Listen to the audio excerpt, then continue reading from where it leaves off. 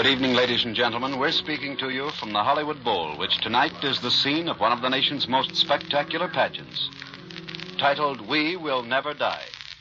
This Mammoth Memorial is dedicated to the 2 million civilian Jewish dead of Europe. This is the only performance to be given in Los Angeles. Written by Ben Hecht as a living testimonial of the suffering of the Jews and their hopes and achievements, the pageant has a special musical score by Kurt Weill, famous composer. The symphony orchestra is under the direction of Franz Waxman. The cast includes 1,000 volunteer actors and actresses, headed by such stellar stars as Edward G. Robinson, Edward Arnold, Joan Leslie, John Garfield, Blanche Yurka, Akim Tamirov, Jacob Ben-Ami, Sam Levene, Paul Henreid, J. Edward Bromberg, and many others. The show was staged originally by Moss Hart. This production is an exact replica of the one which drew such enthusiastic praise in its Madison Square Garden premiere several months ago. Ben Hecht and Billy Rose are national chairman of the pageant committee. Now to the production, We Will Never Die.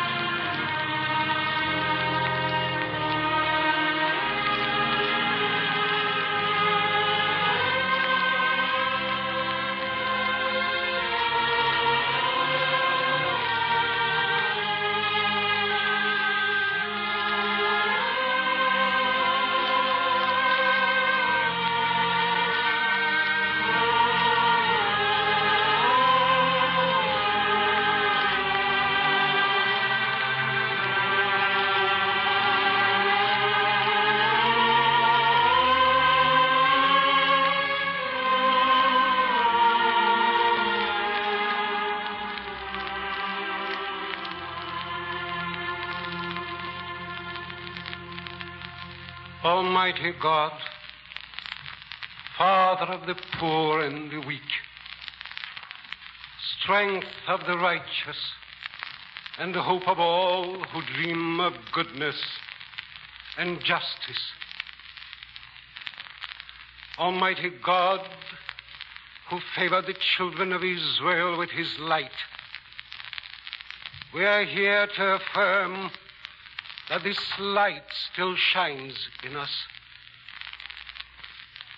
We are here to say our prayers for the 2 million who have been killed in Europe because they bear the name of your first children, the Jews.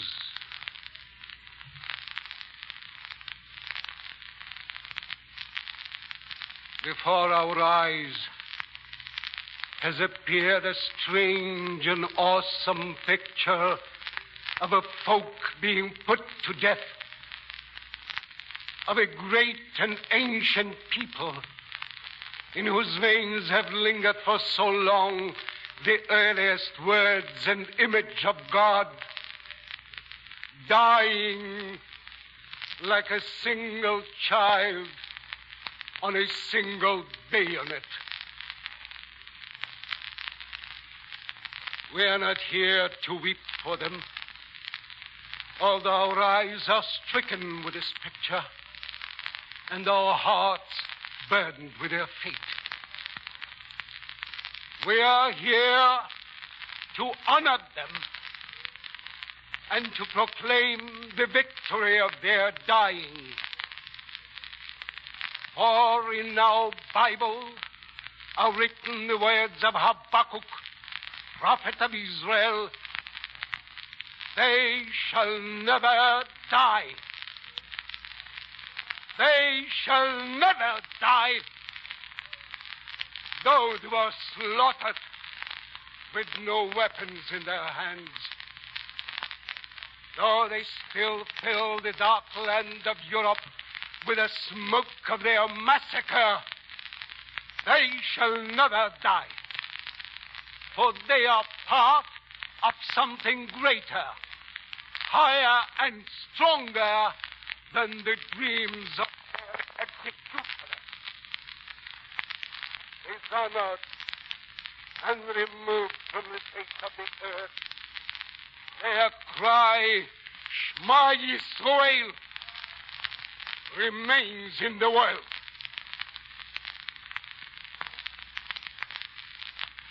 We are here to strengthen our hearts, to take into our veins the pride and courage of the millions of innocent people who have fallen and are still to fall before this German massacre. They were unarmed, but not we. We live in a land whose arm is stronger than the arm of the German Goliath.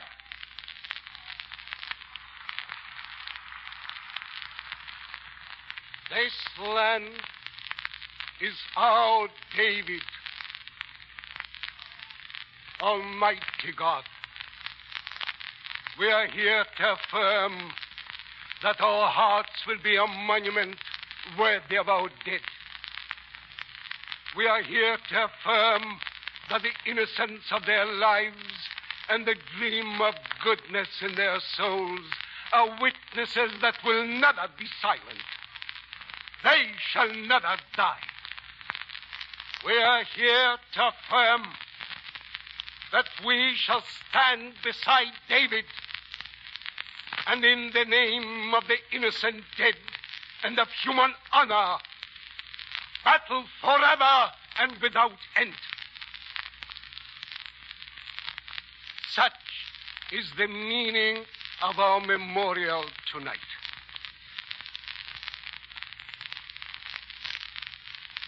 Our service will begin with a prayer, Shema Yisrael, the prayer that holds the last words of the millions who have died in the massacres by the Germans. This prayer proclaims the soul's allegiance to God. It is out of the pages of Deuteronomy, and it has risen from the stricken and the dying in all the lands of the earth for many centuries. Hear, O Israel,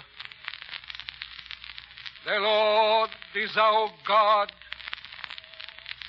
The Lord is one. And thou shalt love the Lord thy God with all thy heart, and with all thy soul, and with all thy might.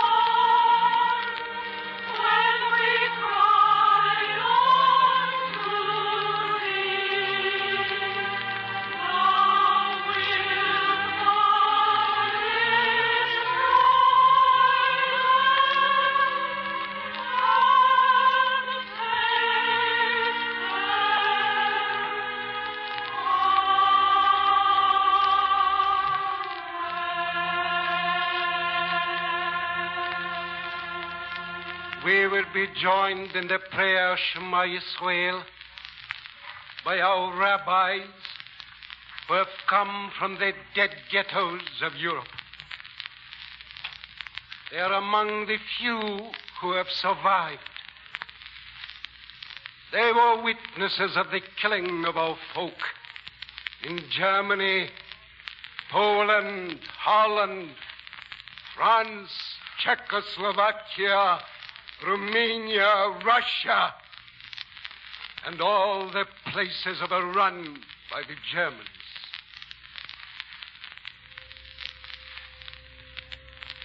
Ma Yisrael, Adonai Eloheinu, Adonai Echad.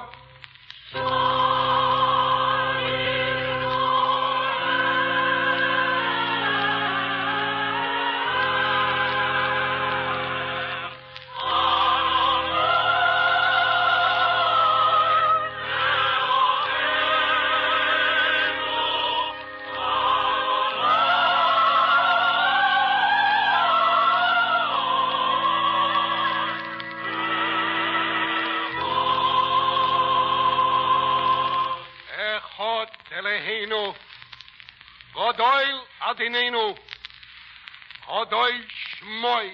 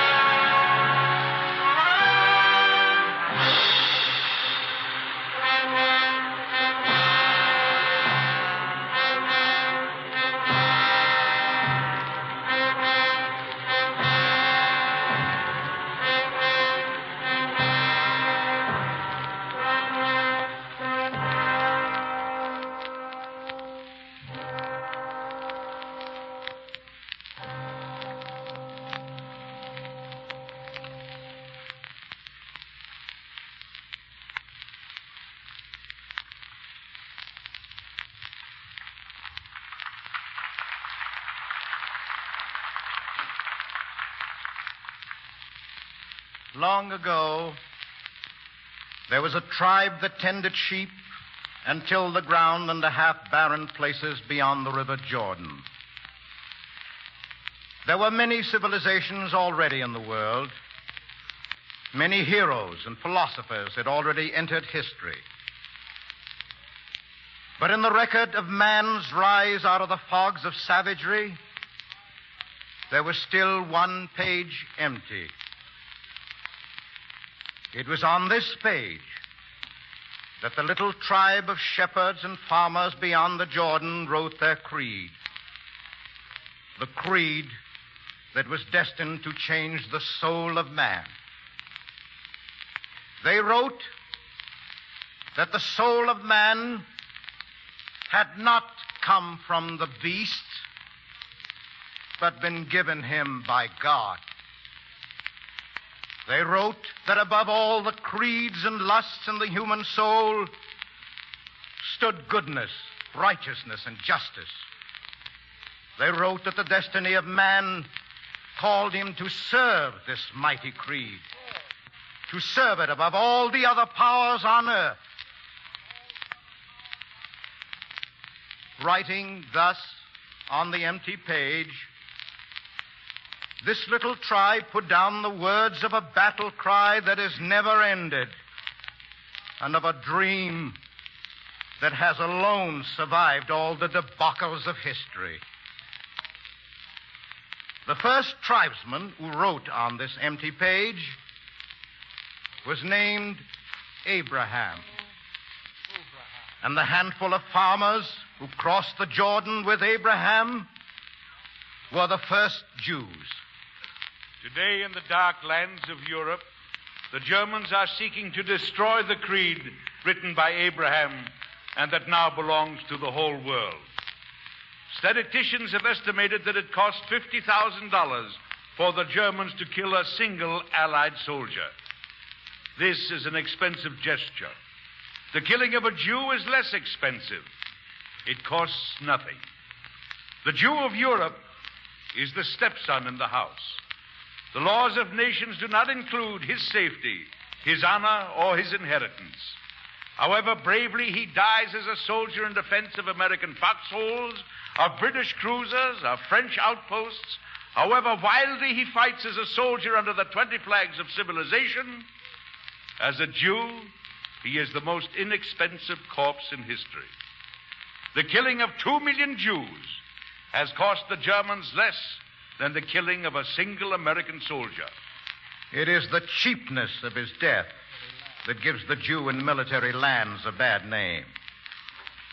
Against this bad name, earned by his helpless death, he has only one defense: the value of his living. This is his shield. This is his sword. This is his indestructibility. This is his valor and his victory. And here is his scroll.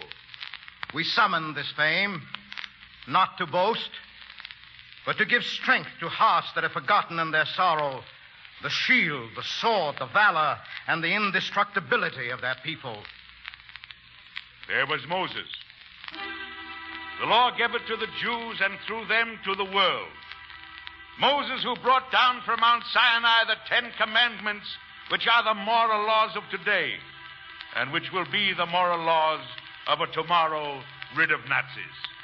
There was David, founder of the Jewish kingdom, whose voice, lifted in song 2,800 years ago, still sounds to comfort the heavy laden of the earth.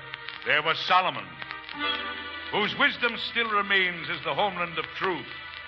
And around these three, there stands a host of heroes, prophets, and poets. Isaiah, Joshua, Saul, Samuel, Jeremiah, Elijah, and Jesus Christ of Nazareth, apostle of God and King of the Jews. Thunderers all, whose dreams and phrases molded the soul of man and illumined forever his tomorrow. And if you would know whence the Jewish soldiers in the foxholes, tanks, and bombers of today derived their fierceness, look on Bar Kokhba. Bar Kokhba, the mighty warrior who marched forth against the Roman legions and scattered and terrified them for 3 years. Scattered like quicksilver under the hammers of persecution, the Jews raised their voices in the many houses of the world. Theirs was the voice that ushered in the Renaissance and the new light for the world.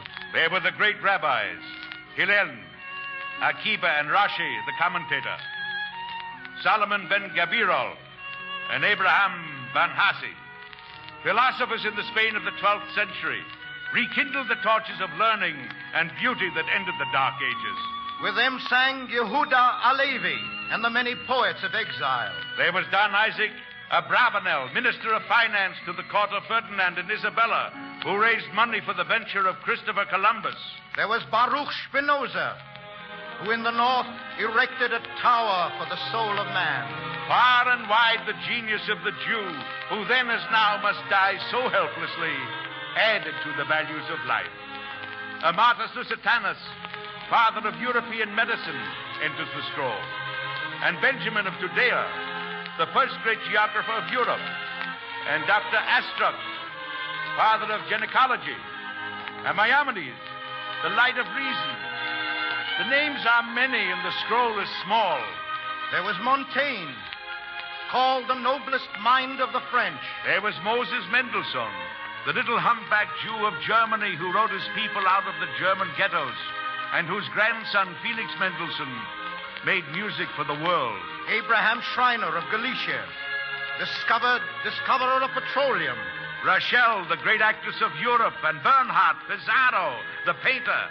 Akadham, the philosopher. Maurice de Hirsch, genius of industrialism and hero of Jewish philanthropy. Siegfried Marcus, inventor of the benzone-propelled engine, forerunner of the automobile.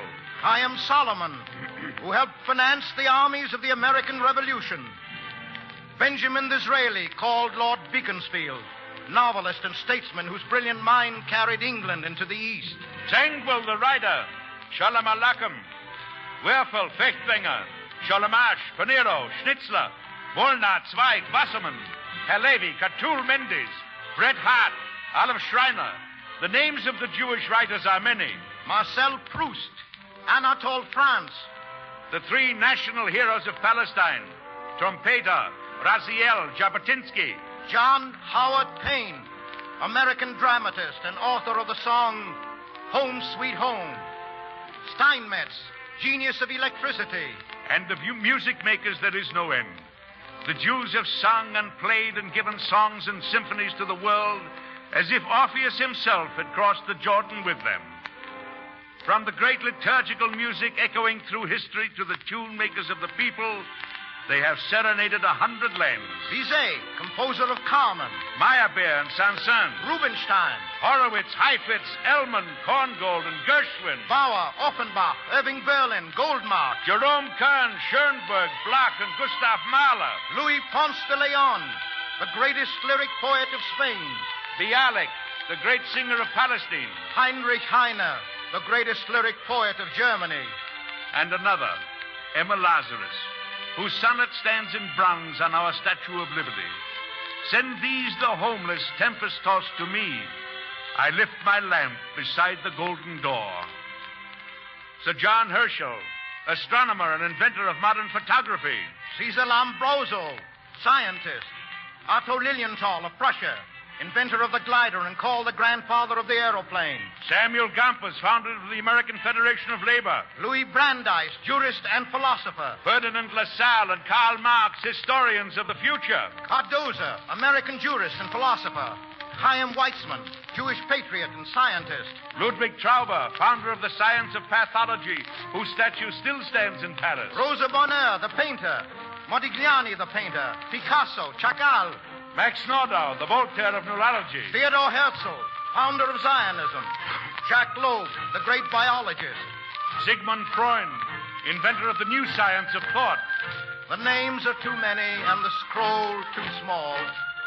But here are our world champions, the Jewish winners of the Nobel Prizes. Here are Jews who will stand forever beyond the reach of the German lynching mobs. Jews whose names will glitter when the names of the Nazis are lost in the mud of history. The Nobel Prize for World Distinction in the Arts and Sciences was awarded to these Jews. In 1905, for his work in organic dyes, Adolf von Bayer. In 1907, for his work in meteorology, Albert Abraham Michelson. In 1908, for his invention of color photography, Gabriel Lippmann. In 1908, for his work in the cure of syphilis, Paul Ehrlich. In 1908, for his work in bacteria immunity, Playa Metchnikov. In 1909, for his invention of the wireless telegraphy with Marconi, Carl Ferdinand Braun. In 1910, for his pioneer work in organic chemistry, Otto Wallach. In 1911, for their literary efforts in behalf of peace, Karl Landsteiner and Otto Levy. In 1914, for his work in pathology, Robert Barane.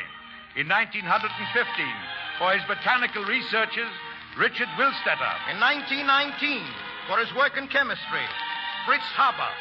In 1921, for his services in the theory of physics, Albert Einstein. In 1922, for his work on the atomic theory, Niels Bohr.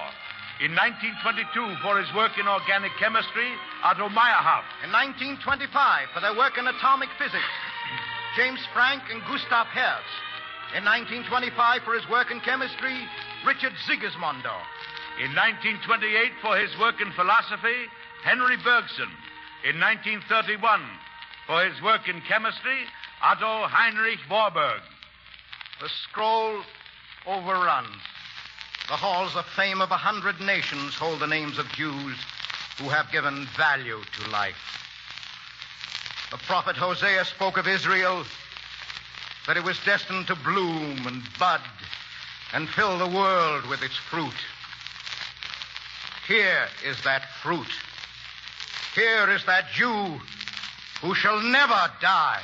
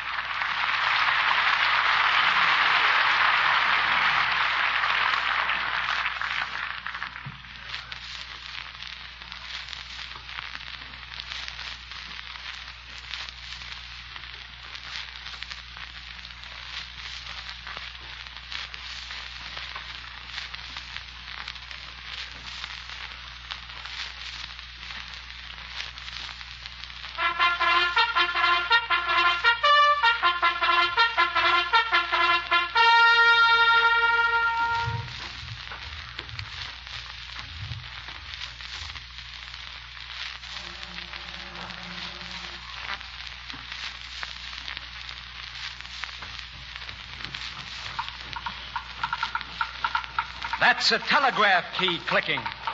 It's a message coming from a faraway place. Listen to it. The date is May 5th. The faraway place is Corregidor. Do you remember Corregidor? The last bastion of American arms in the Philippines? The Japs hit it with a 10-to-1 army and a 100-to-0 air force. It held until this day, May 5th. This is the last hour of its defense. This is the hour of its defeat. A 22-year-old Jewish boy from Brooklyn by the name of Irving Strobing sits at his post and pounds away at a wireless key. He's sending a last message to the world. Corregidor is saying goodbye to the folks back home. Listen to it. This is how an American soldier sounds in defeat. Here's how a Jewish boy from Brooklyn sends in his last words. We'll translate the Morse code for you. Irving is telling the world. Corregidor calling. Corregidor calling. They're not here yet. We're waiting for God only knows what. How about a chocolate soda? We've only got about an hour to go till noon. They're throwing men and shells at us. They've been shelling us faster than you can count. I am really low down. Enemy heavy cross shelling and bombing. They've got all around us and from the sky. Corregidor used to be a nice place, but it's haunted now. I can hardly think. Say, I got 60 pesos you can have for this weekend. The jig is up. Everyone is bawling like a baby. They're piling dead and wounded in our tunnel. My arms are weak from pounding this key. No rest. Short rations, tired. Hey, I just got to treat a can of pineapple. My name is Irving Strobing. Get this to my mother, Miss Minnie Strobing, 605 Barbie Street, Brooklyn. They'll get along okay. My love to Pa, Joe, Sue, Mac, Harry, Jane, and Paul. God bless them all. Tell Joe wherever he is to give him hell for us. My love to all. God bless you and keep you. Stand by. That was the Army's hail and farewell from Corregidor. A salute from the dying, delivered by Irving Strobing. It's one of the epics of the war. There are many epics in the war, written, spoken, lived by countless heroes. If we stress for these minutes the deeds of fighting Jews on all the battlefronts, it is not because they are the greatest or the most numerous. It is because they are our own. They are great enough for pride and many enough for history to count. Hundreds of Jewish soldiers, sailors, flyers, and Marines have been decorated and cited for valor. Thousands of them lie dead and wounded on our battlefields. The Nazis said the Jews cannot fight. Wait till Barney Ross gets to Berlin. Wait till the legions of freedom storm across the forests of Bavaria and the fields of Saxony. And the legions under every flag that moves forward, there will be Jews. They are under the fighting flags now. They have been under them since the first gun sounded in Poland. Bar Kokhba's boys are scattered in 100 armies. They were under the brave flag of the Greeks.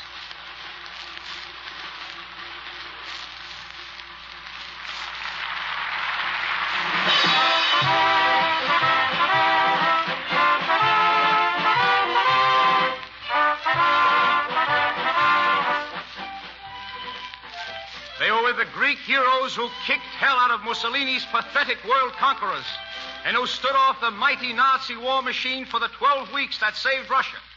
There were thousands of Jews who died fighting under the Greek flag. They were with the French.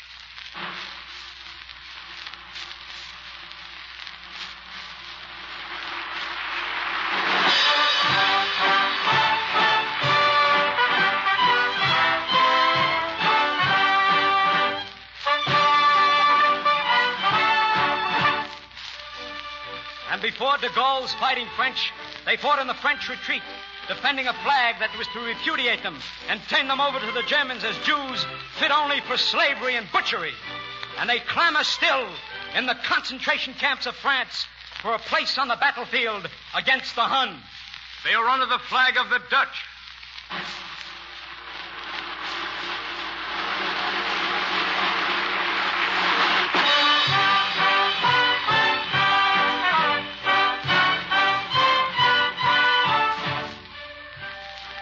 Among those still fighting in the jungles of Java and Batavia and aboard the ships of the Netherlands.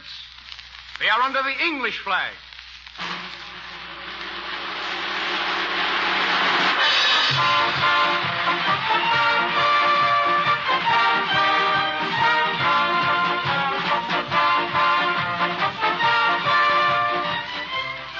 From Burma to Bizerti, in all the imperial armies raining death out of the skies.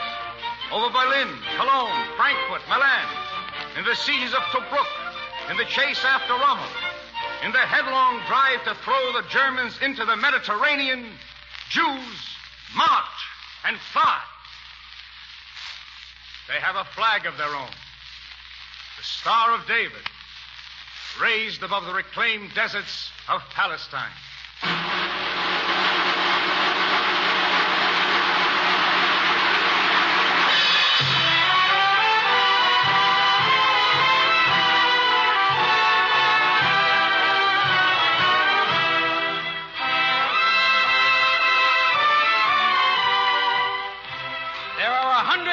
trained and wild-hearted young Jews who have survived the German massacres. There are another 100,000 sturdy pioneers of Palestine, and they cry for the right to fight. We Jews of Europe are being killed as Jews. Give us the right to strike back as Jews. Let the Star of David be one of the flags that enters Berlin. They are under the flag of the Soviet Union.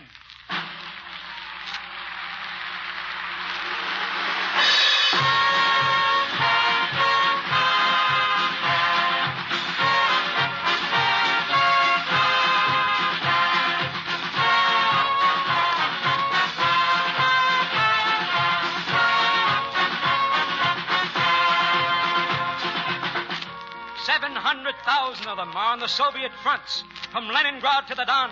Their valor is part of the great Russian spirit. 200,000 of them have died, standing in the way of the German tanks.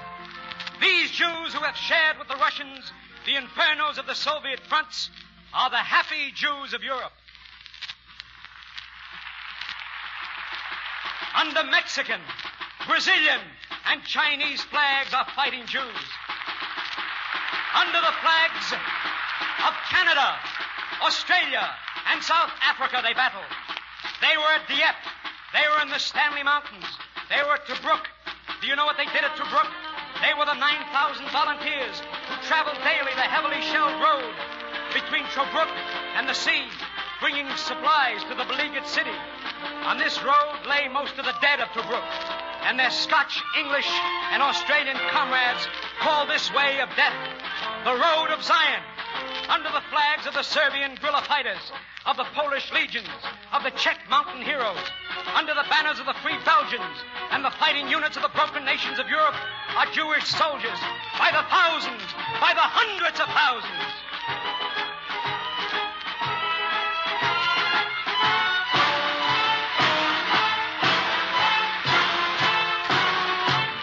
The Germans murdered 2 million Jewish civilians without trouble.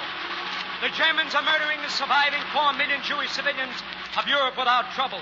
But those who are marching forward under the flags of freedom, they will not kill so easily. They will have grave trouble killing armed Jews. For every Jew who fights is not only a soldier, but an avenger.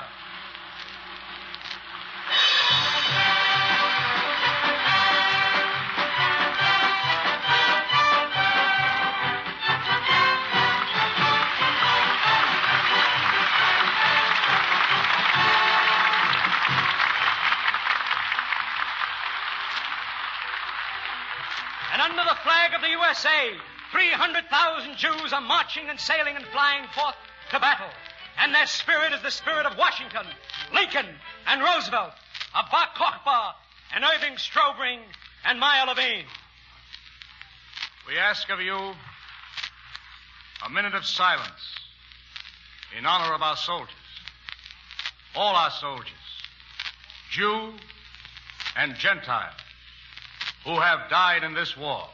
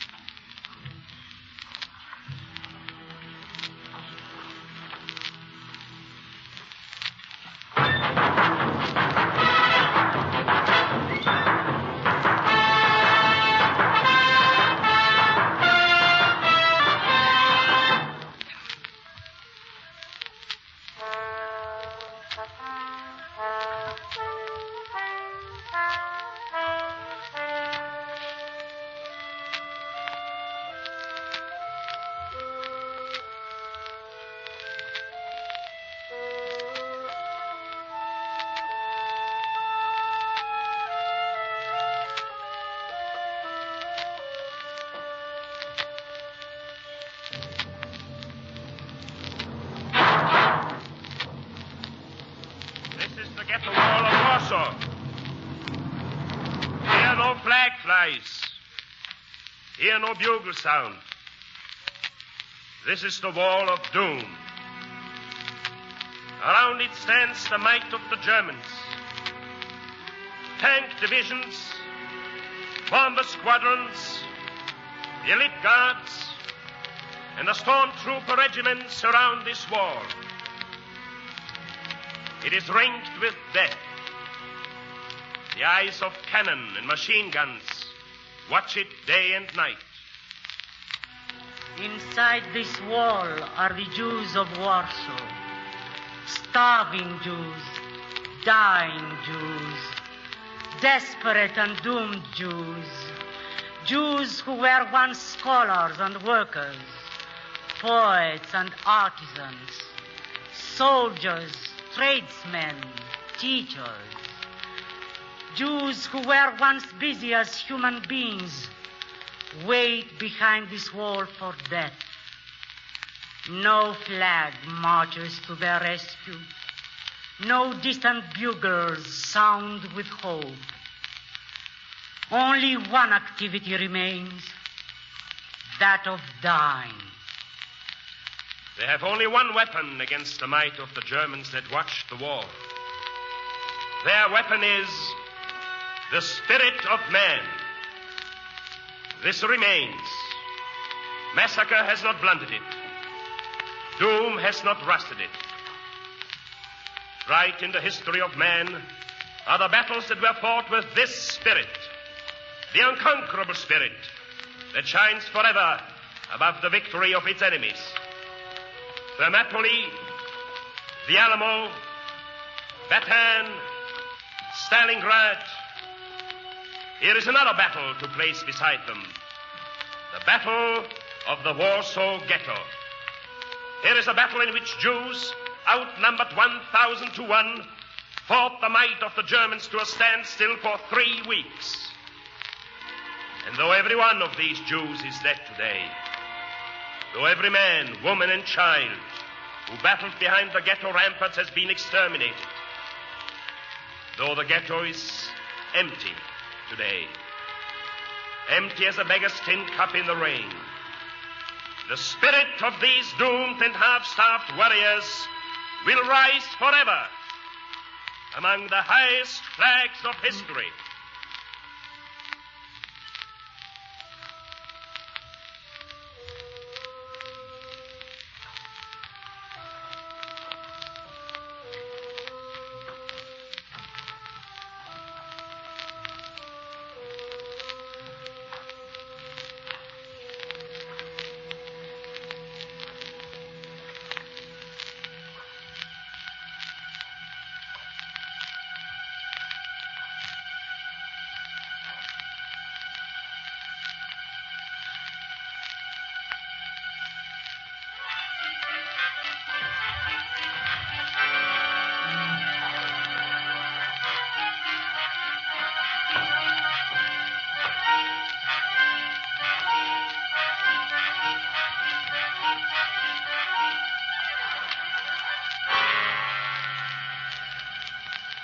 In 1941, there were 400,000 Jews in the ghetto of Warsaw. There were another million in the other ghettos of Poland. In 1941, the order came for their murder. Joseph Paul Goebbels, speaking for the German people, proclaimed over the radio,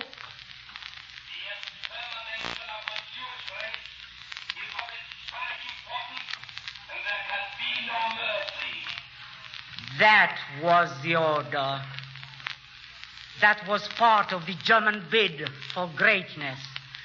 Within 6 months, the order was being fulfilled. Within 6 months, the cities of Bialystok, Grodno, Brest-Litovsk, Vilno, Helm, Krakow were Judenrein, clean of Jews. Every Jew in them had been slaughtered. The killing of 1.5 million human beings, even though they were helpless and unarmed, required organization and called for ingenuity. And these are talents in which the Germans excel. the Nazi governor of Poland, General Fischer, fell eagerly to work, establishing extermination camps. Remember these names: Treblinka, Oswiecim, Treblinka. Remember particularly the name of Treblinka. These were the organized extermination camps. In Treblinka, 7,000 Jews a day were put to death in special steam chambers and the mobile lime pits devised by General Wilhelm Krüger. All of the doomed Jews of Poland passed through the ghetto of Warsaw. Warsaw was the embarkation center for death. 1 million Jews passed through the ghetto of Warsaw on their way to Troinke, Oswiecim, and Treblinka, on their way to the steam chambers and the lime pits. The ghetto of Warsaw was ringed with the Nazi divisions, cut off from the world like a section of limbo. But through its walls trickled the cry of the doomed, a faint cry of millions dying that found no echo.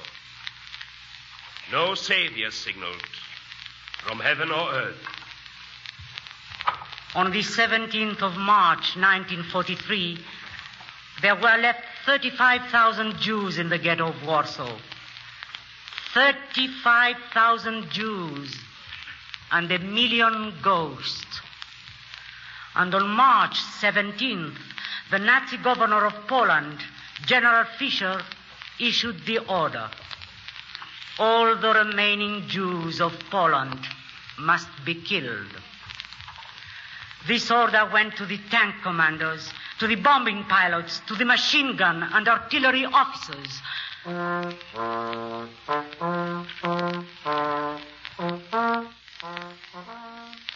March the 17th, 1943, the Germans moved forward on their errand of extermination. The elite guards marched into the ghetto of Warsaw at noon. They had come to murder 35,000 helpless people.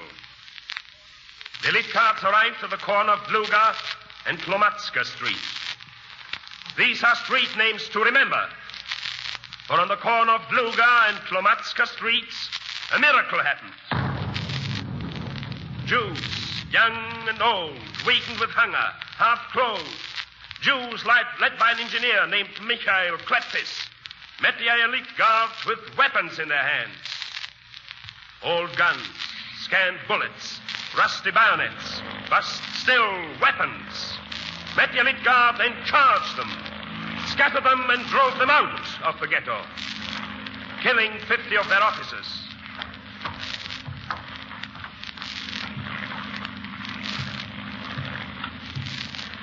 Raleigh, Jews. Here are old guns from the Polish underground. Here are swords. Here are grenades from the hidden storehouses. And here is battle. Raise your barricades. March, 1 against 1,000. Musket against machine gun. Bayonet and club against the finest cannon of Europe. The Germans brought up their crack division. Their famed cannon blasted through the ghetto. Bombers circled overhead, dropping shells. Flame and shell fill every alley and highway. But in these streets of 1 million Jewish ghosts, the Jews held firm. They fought from house to house. They emerged with their guns blazing from cellars. They leaped with grenades in their hands from rooftops. They stood firm behind barricades with machine guns, captured from the stormtroopers. Day after day, through light and darkness, the battle rages, and there are reinforcements. 500 young Jews on their way to the extermination camp at Treblinka turn on their executioners. With the aid of Polish villagers, they overpower their murderers and run all night back to the ghetto of Warsaw to die in battle. Rally, Jews! There is only death at the cannon mouth. From the underground radio station Swit on April 21st comes the single communique of the Battle of the Warsaw Ghetto. Death sentence has been proclaimed on the last 35,000 Jews in Warsaw. Gun salvos are echoing in the streets. Women and children are defending themselves with their bare hands. Help us!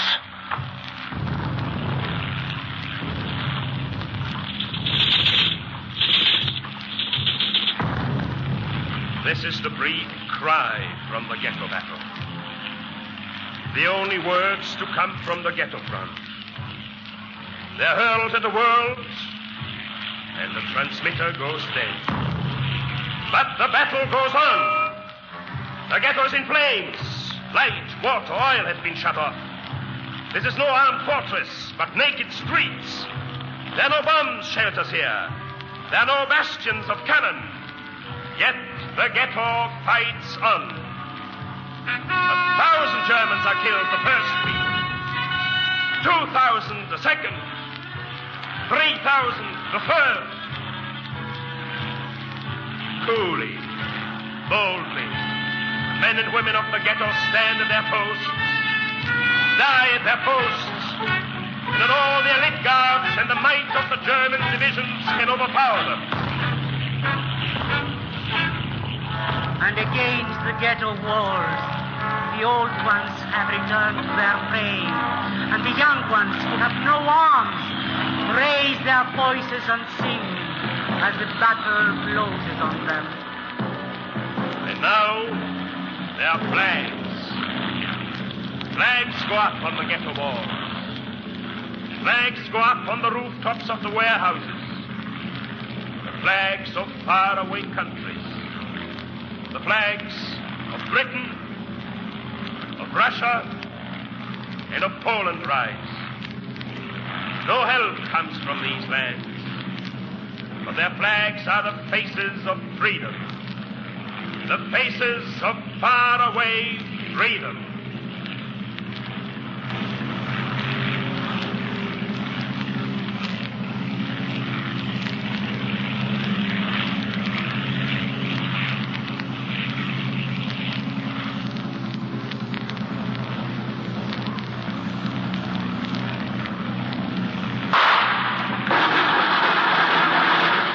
This is the third week of the battle. And the cries spread through the broken streets of the ghetto. German tanks are advancing. They're coming down Lange Street.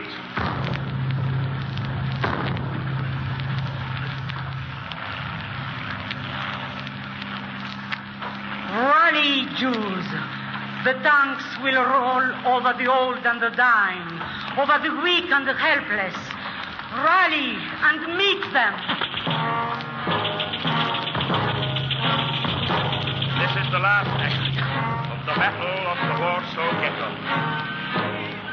With grenades and pistols, with clubs and swords, all who remained of the fighting Jews from over the ghetto wall, shouting and singing. They leap from the wall into the street. They rush forward and hurl themselves at the Nazi tanks.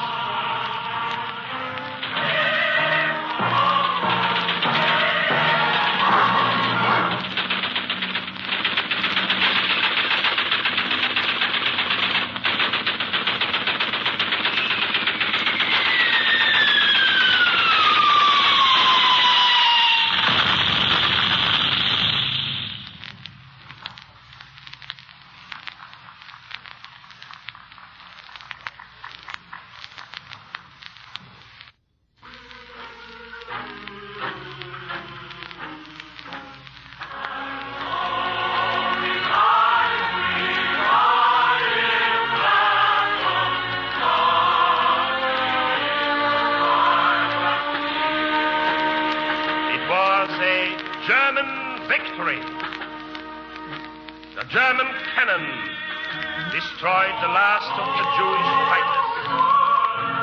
All of them. Not one with gun or sword in his hands ended the battle until he lay dead. It was a great victory for the Germans. They marched into the ghetto triumphant and slaughtered the 13,000 unarmed old men, women, and children who remained. All of them. The extermination of the Jews had been accomplished according to plan. There are only ghosts left in the ghetto of Warsaw today. Herrenvolk of the Third Reich, brave, goose-stepping Jew killers, swine-hearted nights of massacre and murder. What is it you hear in the ghetto of Warsaw today? Not moans, nor shrieks, nor cannons booming, but a song, faint and endless. The song of the spirit that drifts from every one of the stones you conquered. The song of the brave Jews of Warsaw that will outlive your victories.